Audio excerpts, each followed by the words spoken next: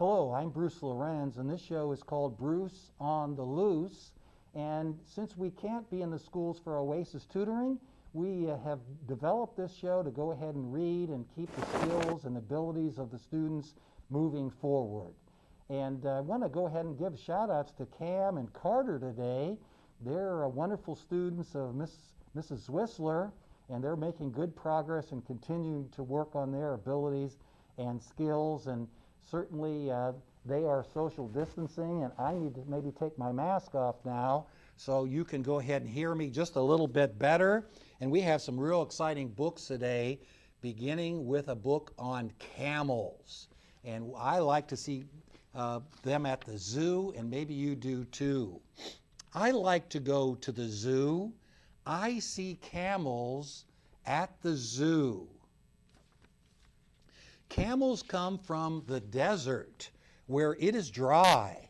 They can go for days with no water. And there looks like several over on that picture. Looks like 5 or 6 camels. Camels have humps on their back. Each hump is a lump of fat. Some camels have 1 hump. Some camels have 2 humps. So it all depends. Some have 1 and others have 2. Camels can live on the fat in their humps. Camels can walk for days. When a camel walks, its head bobs up and down, its body sway from side to side. Camels eat as they walk. That's kind of different. They eat plants, twigs, and even sharp thorns. And that's what he's doing there. That looks like a thorny bush, and that camel is munching on those thorns. In the zoo, camels eat hay.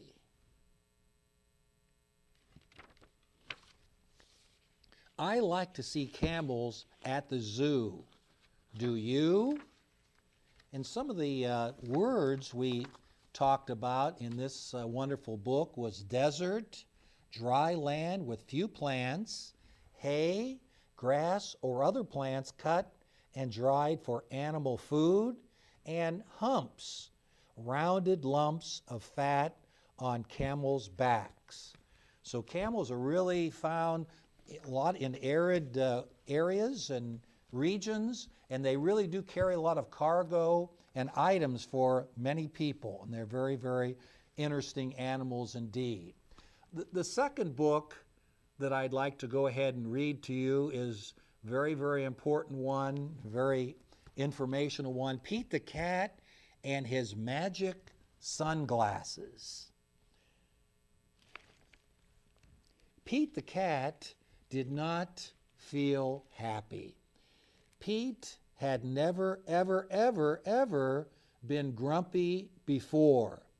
Pete had the blue cat blues. No, he was not a happy camper. Then, as if things were not bad enough, along came Grumpy Toad. Grumpy Toad was never happy. He always wore a frown. But Grumpy Toad was not grumpy today. He said, "Those cool blue magic sunglasses make the blues go away. They help you see things in a whole new way." Pete put on the cool blue magic sunglasses. He looked all around. Right on. The birds are singing. The sky is bright. The sun is shining. I'm feeling all right. And there's the sun and the tree and house in the background. Pete thanked Grumpy Toad for the cool blue magic sunglasses. He went on his way, and soon he saw Squirrel. Squirrel did not look happy. Pete said, "What's wrong, Squirrel?" "I'm so mad. Nothing is going my way. I only found one acorn today." Boy, if he's stocking up for the winter, that's not very many. Pete said, "Try these cool blue magic sunglasses. They help you see things in a whole new way." Squirrel put on the cool blue magic sunglasses and looked all around. Awesome! The birds are singing, the sky is bright, the sun is shining. I'm feeling all right. Pete said goodbye to Squirrel and continued on his way. Soon he saw his friend Turtle. Turtle did not look happy. "What's wrong, Turtle?" Pete asked. "I'm so frustrated. Nothing is going my way. I am all upside down today." Yeah, he's on his shell, upside down. Pete said, "Try these cool blue magic sunglasses. They help you see things in a whole new way." Turtle put on the cool blue magic sunglasses and looked all around. Far out, the birds are singing, the sky is bright, the sun is shining. I'm feeling all right. Pete kept rolling along until he saw Alligator. Alligator did not look happy. "What's wrong, Alligator?" Pete asked. "I'm so sad. Nothing is going my way. No one wants to play with me today." Yeah, Alligator looks like he's got a few teeth there too. Pete said, "Try these cool blue magic sunglasses. They help you see things in a whole new way."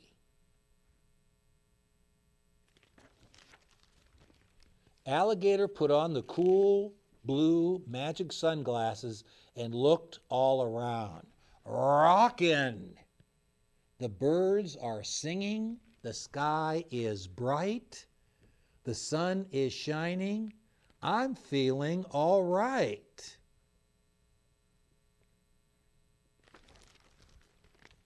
Pete was rolling along and feeling all right when suddenly he fell back. The cool blue magic sunglasses went crack. Uh-oh, Pete didn't know what to do without those sunglasses. Maybe he had a crack in the sidewalk and fell down. It could be. Just then, Pete looked up at the tree. Wise old owl said, "Pete, you don't need magic sunglasses to see things in a new way. Just remember to look for the good in every day." Pete looked around without his sunglasses. Too cool. The birds are singing, the sky is bright, the sun is shining. We're feeling all right. And there's all Pete's friends with him. Squirrel, and then also Turtle, Alligator, and Grumpy Toad, who first gave him the sunglasses. And the wise old owl certainly mentioned to Pete, "You didn't really need those sunglasses, Pete. Things are really just fine, and you're going to get through the day anyway." And there's Pete on the last page. he's going ahead and rolling down the street, and we sure appreciate his ideas. And sometimes things don't go our way, or we just need to go ahead and persevere and look at the bright side. And certainly the sky is still there, the sun is bright, and all sorts of good things can happen to us each and every day. The next book, A Bear for You. And we know that bears are really prominent. It's by Kristen Hall, illustrated by Lorincz. And we will go ahead and read this. There are many kinds of bears. And of course we know Wadsworth, home of the grizzlies, and there's a panda there, there's a polar bear, there's all kind of bears that we come, brown bears, black bears, all kinds of bears. Sun bears and their cubs are small. Panda bears are black and white. I think the most famous panda bear is in the zoo in Washington, D.C., and they were gifts from China to the United States. Polar bears are very tall. Grizzly bears love catching fish. Hey, we saw that when we went to our cruise in Alaska. The salmon were running down the rivers, and certainly the bears were out there, very, very prevalent, catching salmon. Sun bears love to sleep all day. Polar bears love to swim. Looks like he's doing the backstroke there, maybe. He's really having a good time in the water. Bear cubs love to run and play. Sloth bears love to hunt for bugs. And they have those claws that can help them find bugs in tree stumps and all sorts of places. Black bears love to climb up trees. Bear cubs love to climb up high. And hopefully they can get down after that too. Sometimes they get up there and their mothers have to help them down. They love honey, but not bees. Well, the bees are not happy if the bears come and take their hives. There are bears for children too. Which bear is the one for you? And that is the end of A Bear for You. And they are certainly very, very prominent. We certainly love bears, and a lot of young people have bears that they go ahead and have in their beds, and they sleep with them, and they certainly protect them as well. The final book I have for you is one that I did before, but I really enjoyed this book very much. It's one that my daughters, Maureen and Lauren, really liked very much as well. And it's Fritz and the Beautiful Horses. I hope you enjoy it as well. Once there was a walled city known for its beautiful horses. There were magnificent jumpers, splendid chargers, and elegant parade horses. The citizens were so proud of these horses that it was decreed that only the most beautiful would be allowed in the city. All others would have to stay outside. One of those was a pony named Fritz. Fritz was not beautiful. He had a long, tangled mane, whiskers on his muzzle, and short legs. But Fritz was very gentle and kind. He was sure-footed and always willing to work. Day after day, Fritz watched the beautiful horses. Some had braided manes and tails and carried lovely ladies. Others had glossy coats and pulled grand carriages. Most of all, he watched the children's horses. I wonder why the children look so frightened, he thought. The children were afraid. They didn't like their horses prancing and leaping. It made them very difficult to ride. As Fritz watched, he thought, I would be like a child to ride me. I would like a child to ride me, but no one ever noticed Fritz. One day, he climbed up to a road leading to the walled city. He tried to take long, graceful strides. He pranced and curved his neck. He threw his tail into the air. The citizens stared at Fritz, and then they began to laugh. Look at that silly horse, they said. Then the lovely ladies and the magnificent gentlemen galloped away toward the walled city. The children followed reluctantly behind. I guess I do look silly, thought Fritz, and he hung his head in despair. That means he was really sad and really depressed. Fritz listened to the citizens as they galloped their horses faster and faster. He heard their loud cheers as they rode onto the bridge to the walled city. All of a sudden, he heard a loud snap. The bridge was breaking under the weight of the horses' pounding hooves. Fritz saw a large crack appear in the middle of the bridge. The citizens were on one side and the children were on the other.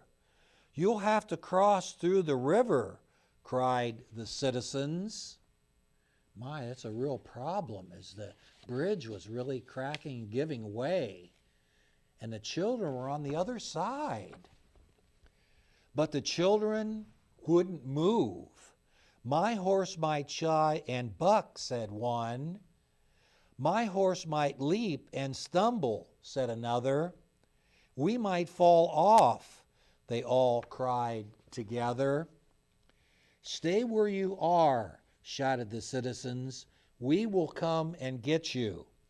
But their horses wouldn't move.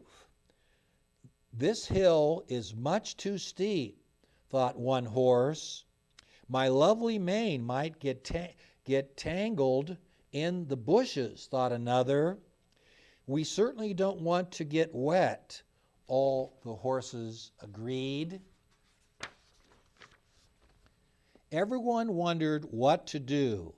Then they noticed Fritz. Fritz carefully climbed to where the children waited.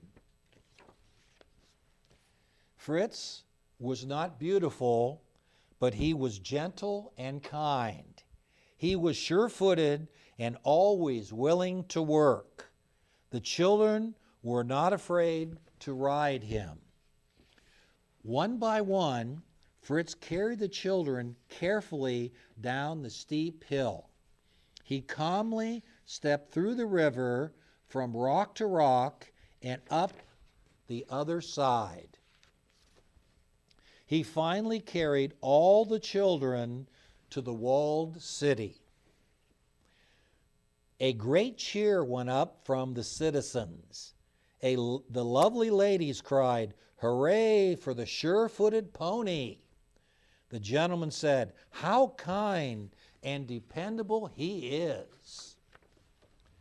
As the children exclaimed, "We didn't fall off," So Fritz was given a special place in the walled city. All the children cared for him and became his friends. From that day on, the walled city was known for its beautiful horses and its very dependable pony. Well, I hope you enjoyed that book, Fritz and the Beautiful Horses.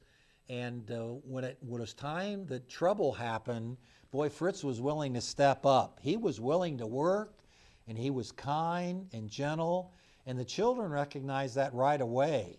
They knew that they could really count on Fritz, and he was very dependable, and they weren't worried in the least bit, and they weren't frightened to get on him and go up the steep hill to go ahead and go to the walled city for their safety. So, I think this book is saying that, if you're willing to work and if you're determined and you have, your best intentions in mind and have those goals set, then you can be successful.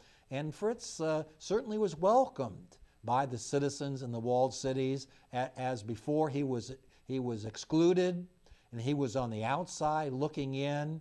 But after his heroics, he was certainly welcomed with open arms and given a special place. And the children took care of him, and I'm sure he lived to a ripe old age and helping the children in the walled city.